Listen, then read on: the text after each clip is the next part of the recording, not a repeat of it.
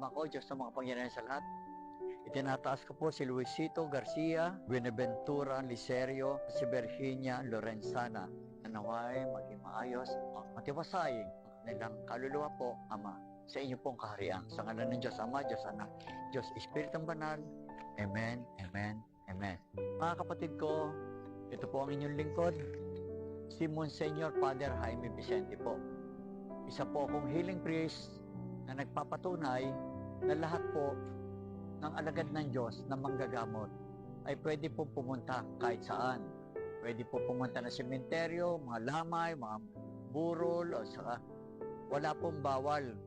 Lalo-lalo na po ang mga gamit. Katulad po na sa aking katawan ngayon, ang tawag po rito sa mga gamit nito ay sacramental tools. Ang mga sacramental tools po ay ibinilas po yan ng God the Father Almighty para po tayong lahat ay maproteksyonan sa lahat po ng iba-ibang uri ng masasamang gawa ng mga demonyo.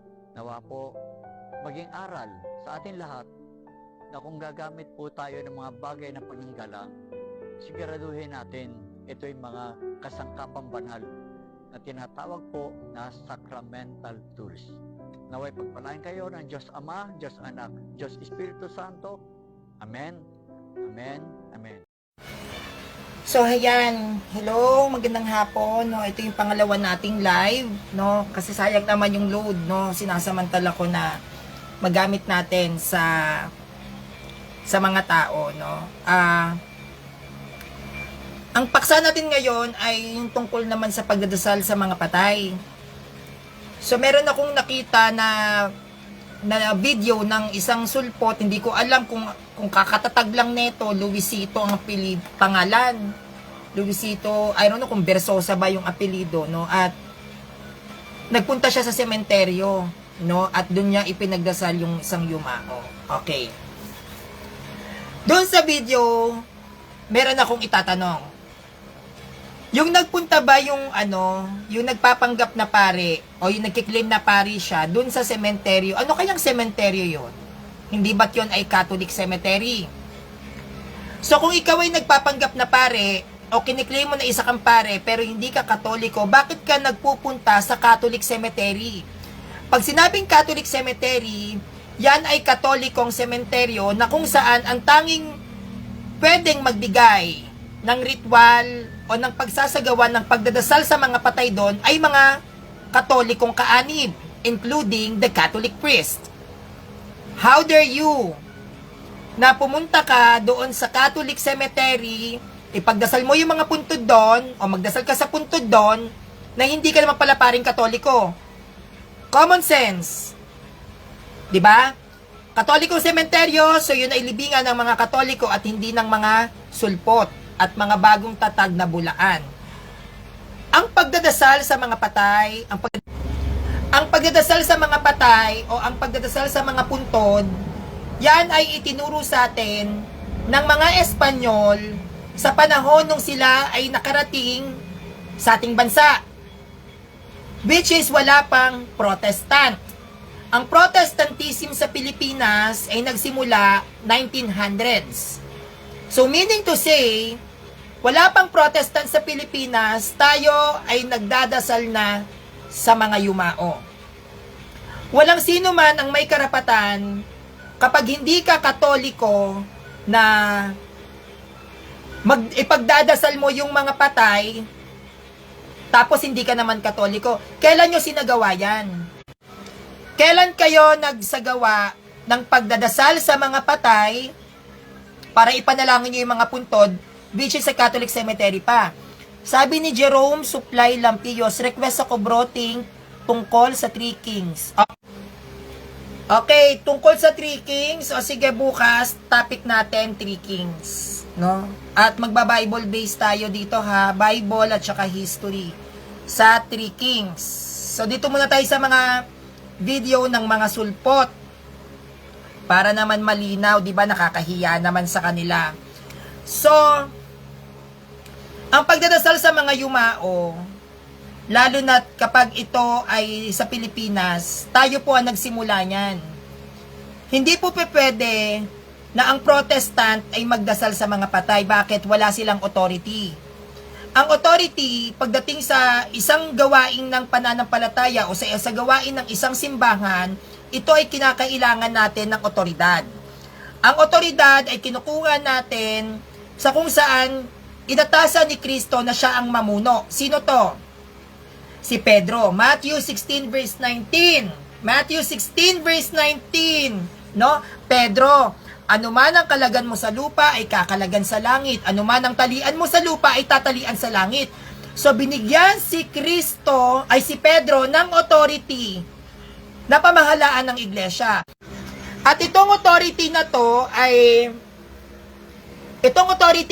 ay tinatawag nating magisterium o saklaw sa batas ng simbahan. Depende sa magiging desisyon ng namumuno at napagkasunduan ng pamunuan sa isang iglesia. Ang pagdadasal natin sa mga patay, ito ay ibinahagi ng mga sinauna pang Kristiyano. Wala pong sino man ang may karapatang magpalayas ng demonyo, ipanalangin ang mga patay, dahil kung ikaw ay hindi naniniwala kay Maria, sino ang mamamagitan? We all know that Blessed Virgin Mary is the Queen of Saints. Diba? Ang ating mahal na ina ay reyna ng mga santo. So, pag sinabing saints, pagdating sa atin, sila yung mga intercessions natin pagdating sa prayers. Kaya nga tayo ay humihingi ng panalangin sa mga banal, sa mga santo. Humihingi tayo ng panalangin. Hindi tayo nagdadasal sa mga santo dahil iniisip natin Diyos ang mga santo. Iba yon. Iba yung panalangin natin sa ating Diyos, iba naman yung humihingi tayo ng panalangin para sa Diyos. Kasi, pag ikaw ay hindi banal, pag ikaw ay nasa mortal sin, wala kang karapatan mag-direct to God. Because God is holy. At pag ikaw na may katawan ay hindi holy, kalaban ka ng Diyos. Kaaway ka ng Diyos. So, ang kapal ng mukha mo, na ikaw na nasa mortal sin ka, magdadirect to God ka, hihingi ka ng pabor, pero hindi mo man lang tinignan ng estado ng espiritu mo kung banal ka ba o karapat-dapat ka. Kaya dahil hindi tayo karapat-dapat na mag-direct to God, because we all know that our God is holy at wala tayo sa state of grace, humihingi tayo ng pakiusap sa mga saints. Na pwede bang ipagdasal mo naman to? Pwede bang o kunyari, Saint Anthony of Padua, nawawala yung wallet ko, hindi ko makita, tulungan mo naman akong mahanap. Hindi ba may mga ganyan tayo, may mga patron saints tayo? Hindi kasi tayo pwedeng mag-direct to God. Kaya nga sabi, you must be holy. Magpakabanal ka. Kasi kung pwede kang mag-direct to God, bakit kailangan pang sabihin ni Lord na magpakabanal ka? Bakit kailangan pang sabihin ng Diyos, you must be holy? Because our God is holy. Dito po tayo sa labas. Nai-imbier na ako. Wait lang, sa labas tayo.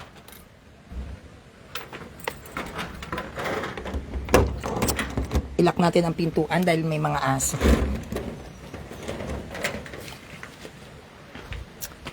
Ay nako ha, effort. So dito tayo.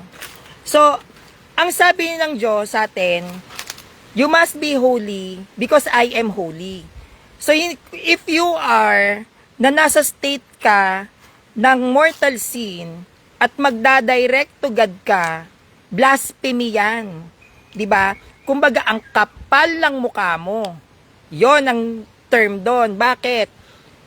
Anong karapatan mong humingi sa Diyos pero hindi mo naman sinusunod yung kalooban niya? Kumbaga, hihingi ka ng pabor sa Diyos na which is yung pabor niya sa'yo, hindi mo naman sinusunod. Ang tigas ng mukha mo. Diba? Kaya tayo may intercessions of sins, kaya tayo may confession. Kasi, hindi ang Diyos tulog, let's say tulog, no? Hindi ko sinasabing literal ang Diyos natin tulog sa mga taong wala sa state of grace. Hindi niya tayo pinakikinggan kahit magtatatumbling ka dyan. Pag ikaw ay nasa mortal sin, bingi ang Diyos sa'yo. So dahil ang pinakikinggan lang ng Diyos ay mga banal, tayo ay binigyan ng Panginoon ng mga tagapamagitan. At ito yung mga namatay na santo at banal sa pamamagitan ng pagmamartir o sa pamamagitan ng namatay sila na nasa kabanalan. Mahalaga ang kabanalan sa isang mananampalatayang Kristiyano dahil alam natin na ang Diyos ng Kristiyano o ang Diyos ng Kristyanismo ay banal. Hindi ba? Hindi pa pwedeng makinig ang banal sa makasalanan kasi kung pwede siyang makinig, dapat pinakinggan niya na si Eva at Adan. Bakit pinalayas ng ama si Eva at Adan? Kasi nagkasala. Hindi ba? Bagamat humingi man ng tawad si Eva at Adan sa ama, pero may consequences yan. Hindi ko kayo pakikinggan. Maghihirap pa din kayo kasi nagkasala kayo sa akin. Ganon din tayo. Ganon din tayo. Hindi porke tayo ay nagro-rosary, tayo ay nagnonovina, tayo ay namamanata, but ikaw ay wala sa state of grace, hindi po yan counted. Hindi yan counted. Kaya nga ang sabi, di ba? Maraming tatawag sa pangalan ko at magsasabing, Panginoon ko, pero ano ang sagot? Sino ka? Hindi kita kilala. Pero nakakapagpagaling. Sa may sakit, bumubuhay ng mga patay, nakakagawa ng mga himala sa pamamagitan ng pangalan ni Kristo, pero hindi kita kilala. Sino ka? Hindi kahit kailan makikilala ng banal ang makasalanan. Kaya nga tayong mga Katoliko, kapag tayo ay namatay, saan tayo dadaan? It's either sa impyerno ka o dun tayo sa purgatory kung saan ipinupurify ang mga venial sins natin para karapat dapat tayong mapunta sa kingdom of heaven. Why? Because the kingdom of heaven, that is the place where the holy, no? Kung saan, yan ang isang lugar na kung saan ang mga banal, dyan nag-i-stay. So, hindi naman pwede yon na mag-e-excuse ka na, o bakit, nagro-rosary naman ako, o bakit kung di ako magsimba, mabuting tao ako. No, that's not the reason. Kahit sa pagdadasal sa mga puntod, pagdadasal sa mga patay, na dahil protestante ako at feeling ko worthy ako, righteous ako, ay kinalulugdan ako ng Panginoon, nangingisay-ngisay ako, nangingisay-ngisay. Ibig sabihin ba nun, karapat dapat ka na? Tatandaan, maraming gumagawa ng himala sa pamamagitan ng pangalan ko, may bumubuhay ng patay, may nagpapagaling. Pero ang tanong, ano ang sabi ng Diyos? Sino ka? Hindi kita kilala. Diba? So, ganun yon. Kung tayo ay gagawa ng isang bagay pagdating sa ating faith, tayo muna, tignan muna natin ang ating mga sarili. Ang kapal ng mukha mo na ipagdasal mo ang kasalanan ng isang yumao, pero makasalanan ka naman. Ang kapal ng mukha mo, Panginoon, iakyat mo to sa iyong kaharian, patawarin mo ang kanyang mga kasalanan, pero magnanakaw ka naman. Panginoon, itong mga namayapa kong kaibigan, namayapa kong kapatid, namayapa kong magulang, patawarin niyo po sila sa kanilang mga kasalanan, pero mapaghiganti ka, ni ang kaaway mo ay hindi mo magawang mapatawad. Humihingi ka ng forgiveness sa isang kaluluwang yumao, pero ang sariling kaluluwa mo ay hindi mo pa naihihingi ng tawad, na ang mismong sariling kaluluwa mo ay saksakan ng dumi. At ang mga kapatawaran na yan ay makakamit natin sa mismong tatag ni Christ. Hindi tayo pwedeng magkaroon ng salvation sa hindi tatag ni Christ. Kasi kung ganon ang magiging sistema, bakit kailangan i-convert ang mga pagano? Bakit kailangan magsabi ang Panginoon na maraming maglilitawan sa pamamagitan ng pangalan ko at gagamitin ang pangalan ko? Maraming maglilitawan ng mga bulaang propeta para lokohin ang sangkatauhan. Kung pwede naman pala tayong mag-direct to God. Hindi ganun ang Diyos. Hindi ganun ang ating Panginoon na magsusuot ako ng ganitong damit, pari na ako. Ganun ba ang Diyos? Gagayahin ko ang kasuotan ng Katoliko, nasa Bible to, pari na ako. But to think, saan galing ang iglesia mo? Sinong magbibigay ng kapatawaran sa mga yumao? Saan mo kukunin ang authority para ipagdasal mo ang mga yumao? Gayong hindi ka naman kaanib ng simbahang Katolika. Pwede ba yon na magsusuot ako ng abito at sasabihin kong isa akong pare, Ipagdadasal ko ang mga yumaong ito. Saan ako kumuha ng authority? Sino nagbigay sa akin ng otoridad? Saan ko kinuha ang pananampalataya ko? Saan ko kinuha ang aral patungkol sa pananalangin sa mga yumao? Sino nagturo? Sino nagpalaganap? At sino ang namuno? Hindi ganun yon. Ang lahat ng bagay ay dapat may kaayusan pagdating sa pananampalataya. Magmula sa aral, magmula sa ritual, magmula sa pagsasagawa ng pananampalataya at paniniwala, lahat ng yan ay may pinagmulan. At itong mga pinagmulan na to ay dapat may kaayusan.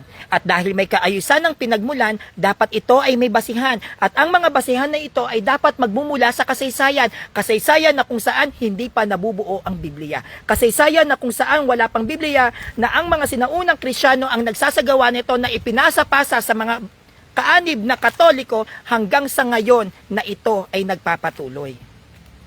Hindi tayo pwedeng bigla ka na lang luluhod at sasabihin mo, pinapatawad ka ng Panginoon, nananalig ako in Jesus name. Hindi ganun yun. Hindi pwede na gumawa ko ng mabuti, nakatulong ako sa nasunugan, at dahil nakatulong ako, tuwang-tuwa ang mga anghel sa langit, in Jesus name, ligtas na ako. Hindi ganun yun. Ang salvation, mapakaluluwa o mapatayong mga buhay, lagi yang may proseso. Sa ating mga buhay, ang proseso natin, bukod sa pagtanggap ng mga sacraments, kailangan mong ipakita sa gawa. Paano may ipapakita sa gawa? Isa buhay mo. Hindi ba? Hindi naman tayo pwede na nagnanakaw ako, pero pinapakain ko sa mga mahihirap. Hindi yun valid. Magnanakaw ka pa din. Nagsinungaling ako kasi ayoko siyang masaktan. Hindi rin valid yun. Bakit? Sinungaling ka pa din. Hindi pwede na ngayon ko lang na-realize na kailangan na kitang patawarin. Kung kailang patay na, matatanggap niya pa ba yung forgiveness? Narinig niya ba? Naramdaman niya ba? Hindi. Bakit? Pinatawad mo, patay na. What's the sense? Para kang nagbigay ng kapatawaran sa isang bato na walang buhay at walang pakiramdam. Pag sinabing forgiveness, ibinibigay yan dun sa tao na may nararamdaman pa. Hindi yan sa wala ng buhay. Hindi pa pwedeng ganon. Tapos dahil sa hindi ka nagpatawad at namatay na yon, pupunta ka sa puntod at sasabihin mo, in Jesus name, pinapatawad na ng Panginoon ang mga nagawa mong kasalanan. But to think, hindi mo tinignan ng sarili mong espiritu kung ano ba ang dapat patawarin ng Diyos sa'yo, na hindi mo hinihingi ng tawad. At hindi yan sa paghingi ng tawad, titingin tayo sa langit, titingala, at sasabihin natin, Lord, patawarin mo ko, nakapatay ako. Napatawad na ako ng Panginoon, sa langit na ako mapupunta. Hindi yon. Ang Panginoon ay nag-iwan ng mga sakramento para patawarin ang ating mga kasalanan. At pag tayo ay nakatanggap ng pagpapatawad mula sa Panginoon dahil sa mga sakramentong kanyang iniwan, at saka lang tayo magkakaroon ng karapatang ihingi ng tawad yung mga nagawang kasalanan ng ibang tao at ng mga namayapa. Wala kang karapatan na ipagdasal ang mga patay para mapunta sa langit kung ang mismong kaluluwa mo ay nakasadlak sa mortal na kasalanan, ang kapal ng mukha mo. Walang sino man sa atin ang may karapatan na mag-direct to God na, Panginoon, gusto ko to. Panginoon, pagalingin mo to. Panginoon, kailangan kita. Pero ang mismong kaluluwa mo ay hindi mo sinusunod ang pabor na hinihingi sa iyo ng Diyos. Ano ang karapatan mong humingi ng pabor sa Diyos kung ang mismong pabor niya ay hindi mo kayang sundin? Kaya nyo bang magbigay sa isang tao, halimbawa sa isang sulpot, na babastusin ang loob ng simbahan, pero bibigyan nyo pa rin ng pabor? Di ba hindi? Para mabigyan nyo siya ng pabor, kailangan niya muna kayong pakinggan. Kailangan niyang malaman yung mga limitasyon na dapat niyang gawin bilang isang hindi katolikong kaanib. Ganon ang pagbibigay, give and take. You will receive the grace of the Lord kung susundin mo siya. Hindi siya tanga, nabigay ng bigay, oo ng oo, tapos ikaw, suwail. Hindi nang i-spoiled ang Diyos na mamalo yan. Hindi pa pwede na, namatay, bagong taon, may patay, Pasko, may patay, Panginoon ko, patawarin mo yung nanay ko, papuntahin nyo ng langit. Pero swail ka. Hindi ka niya pakikinggan. Kung gusto mong magpakinggan ka niya, dapat close kayo. Close kayo. At paano kayo magiging close? You must be holy because I am holy. Our Lord is holy. That's why you need to be holy. Maging banal ka. Kung gusto mong maging close ang Diyos, paano mo magiging close ang Diyos? Bigla ka na lang nagsuot ng pangpare at sasabihin mo, dinadasalan ko tong puntod na ito, mapupunta ka sa langit without the authority mula sa mga apostles.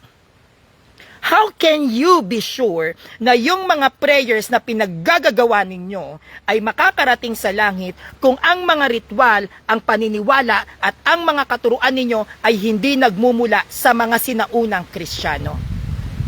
Bago kayo magturo, bago nyo ipalaganap ang inyong mga aral, kailangan nyo munang alamin saan ba na nagmula ang mga katuruang yan. Sino ang nagpasimula? Sang bansa? Sang lugar? Anong taon? Sino nagpalaganap? Ilan sila ang nagpunta sa iba't ibang bayan para ituro na ganito ang dapat maging ugali ng mga Kristiyano? Hindi yan dahil sa matamis kang magsalita. Hindi yan dahil sa mahinahon akong magsalita. Hindi yan dahil sa matapang akong magsalita. Hindi dahil sa salita, kundi sa pinagmulan. Saan nagmula ang sinasalita mo? Sino ang nagpalaganap? Sino ang nagturo? Sino ang nagpasimula? Kaya napakalaking ingrata na ipagdadasal mo ang kapwa mo, pero hindi mo tinitignan ang sariling espiritu mo kung ligtas ka ba. Napakalaking kaimpokrituhan na ipagdasal mo ang isang kaluluwa, ang isang kapatid mo, na sana hindi siya malugmok sa kasalanan, na sana maligtas siya, mapunta siya ng langit, pero ikaw, grabe ang kabulukan mo. Unahin mo ang sarili mong kabulukan bago ka magmalasakit sa iba. Una mong pagmalasakitan ang sarili mong katawan at kaluluwa. Hindi ka pakikinggan ng kahit na sino mang banal pag hindi ka banal. God is not listening to you. Pero sabi sa Biblia, pinauulan at pinaaraw ng Diyos ang mga banal at ang makasalanan. Pinagpapala at binibigyan ng dagok sa buhay ang mga banal at mga kasalanan. Pero iba ang pagpapala na ibibigay ng Diyos sa atin. Salvation. At ang salvation na yan ay makukuha sa isang iglesia na kung saan maraming pagpapatibay, na kung saan maraming katunayang naipakita na may naligtas. How many saints does the Catholic na meron tayo? How many saints does the Catholic have? Hindi pa ba sapat yon na may salvation sa Catholic Church? How many miracles that our saints performed through the grace of the Lord? How many? Hindi pa ba sapat yon na mapaghimala ang ating simbahan? Hindi pa ba sapat yon na tayo nasa atin ang kabanalan? Yung mga gamit, relics, yung cross, lahat ng mga tinirahan ng mga early Christians, even the apostles, even the Christ, Virgin Mary, Saint Joseph, the worker. Hindi pa ba sapat yon? Kung nasa Catholic Church, ang libingan ni Christ, pako ni Christ, krus ni Christ, lahat ng patungkol kay Christ. Now, sino ang nagtatag ng Catholic Church? Kung nasa atin lahat ng katibayan na pagmamay-ari ni Kristo, who founded the Catholic Church? Sa born again, may katibayan kayo? MCGI, Iglesia ni Cristo ni Felix Manalo, Baptist, SDA, Mormons. Where is your exact location na evidence na narating ng mga early Christians? Asan ang inyong pagpapatibay na ang inyong iglesia ay itinatag ng isang banal kung wala kayong banal? Magkakaroon ng banal ang isang iglesia kung ang nagtatag ay banal. Magkakaroon ng maraming himala sa loob ng isang iglesia kung mapaghimala ang nagtatag.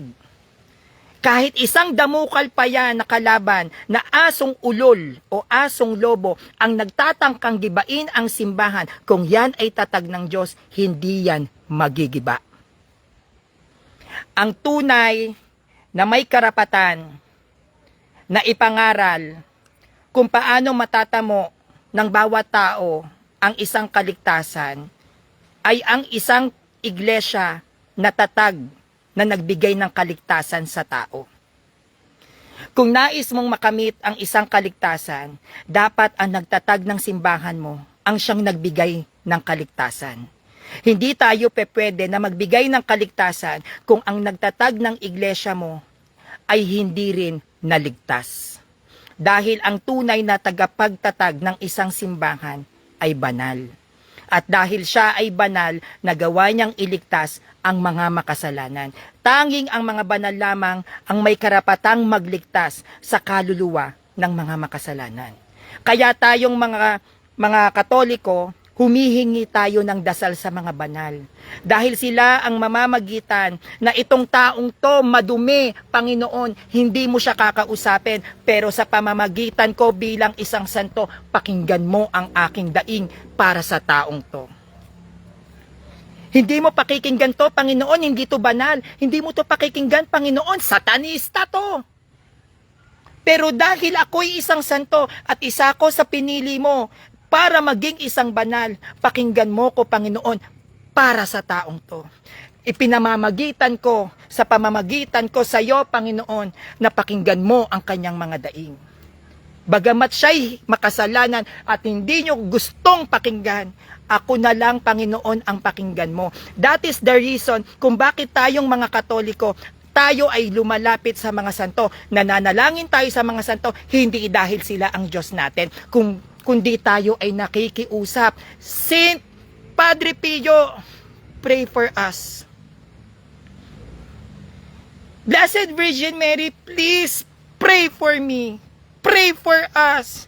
Pray for our sinners. Ipanalangin mo kaming makasalanan. Wala tayong binanggit. Sinasamba ka namin kaming makasalanan. Pero ang sinasabi natin, mahal na ina, ipanalangin mo kaming makasalanan. Padre Pio, ipanalangin mo kami. San Lorenzo Ruiz, ipanalangin mo kami. Pedro Calunsod, ipanalangin mo kami. Bakit? Dahil wala tayo sa kabanalan. Wala tayo sa state of grace. Kaya walang sino man ang may karapatan dito. Magsuot ka man ng abito. Kung wala kang otorisado o hindi ka otorisado sa mismong pinagmula ng Christianity, props lang yang damit mo. Dahil ang tunay na kaligtasan ay matatagpuan sa tatag na Iglesia ni Cristo, kundi ang simbahang Katoliko. Bagamat binibigyan natin ng pag-asa yung mga tao na hindi Katoliko, pero namulat sa katuruan ng hindi Katoliko, may pag-asa yon.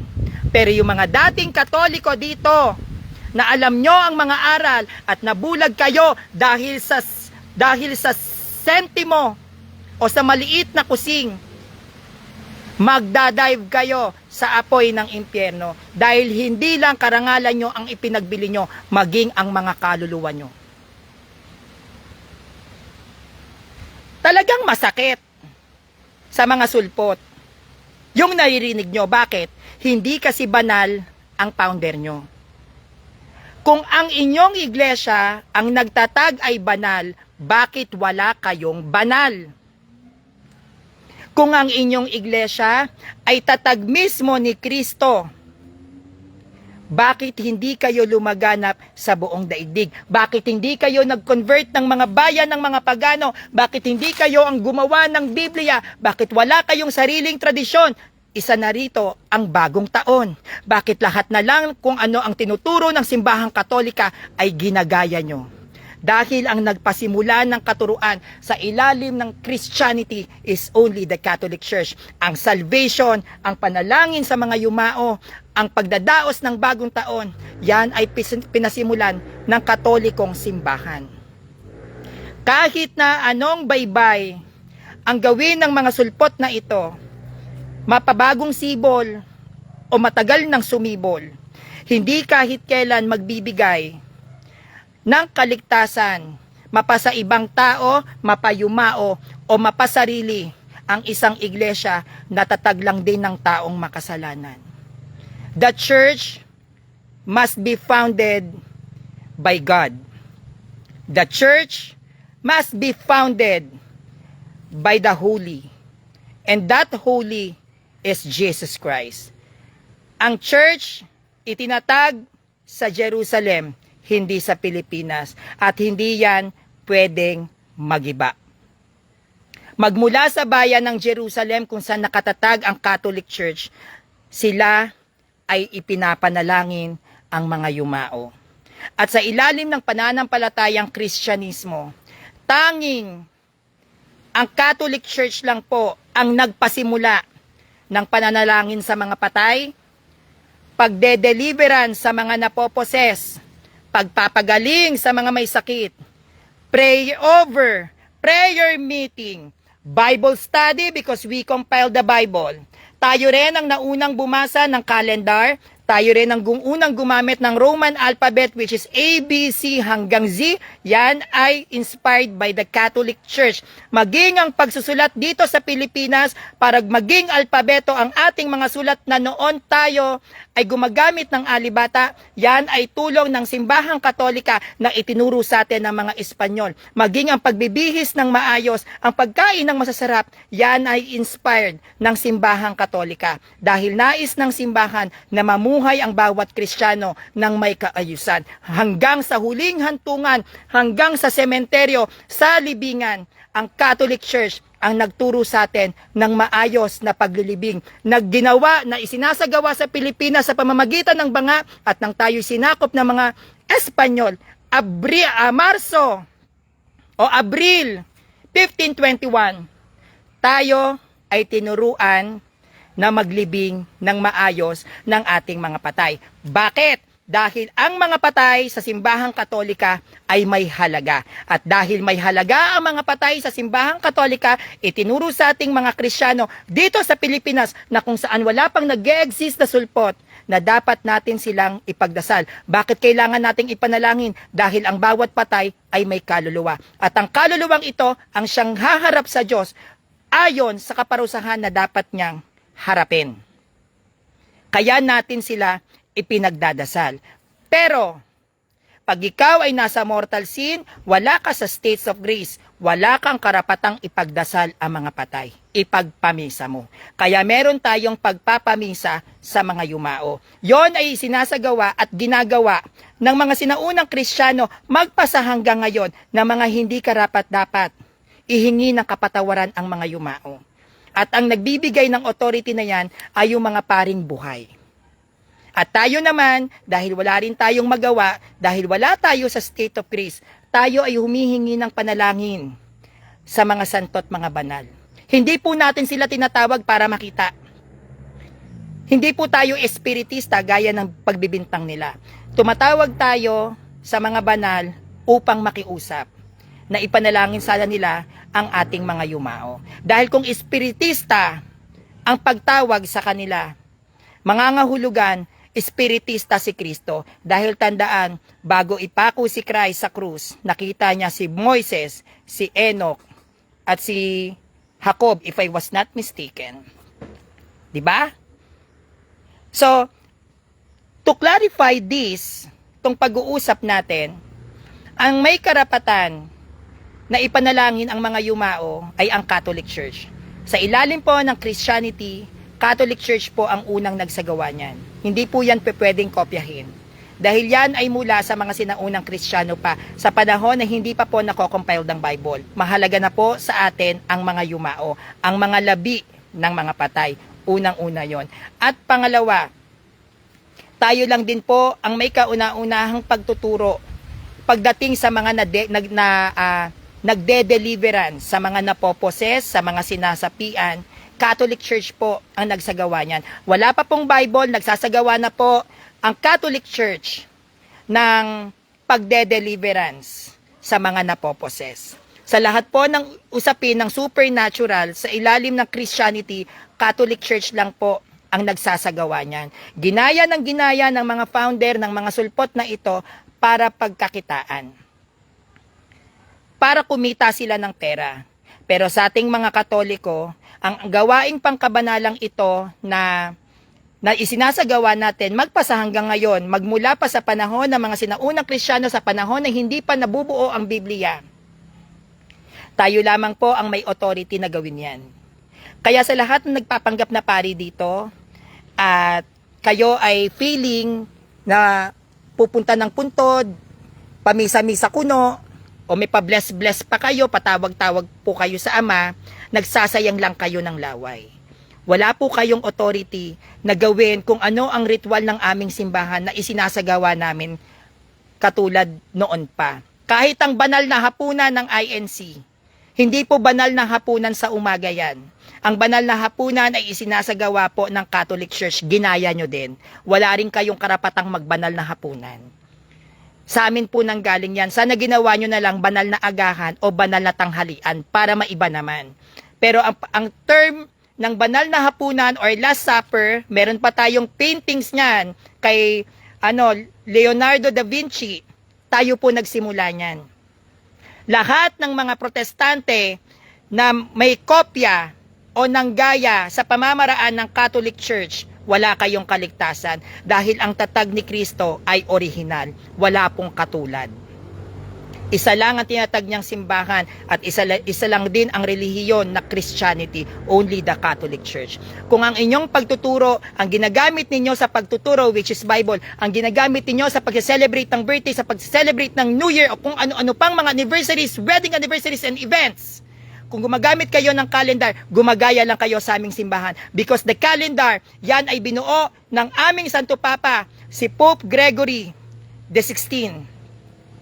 Kaya pag kayo ay nagpapasakop sa calendar, hindi malabo na tawagin kang Katoliko. Dahil ang calendar ay ginawa ng simbahang Katoliko para sa mga kaanib ng simbahang Katoliko, hindi para sa mga sulpot.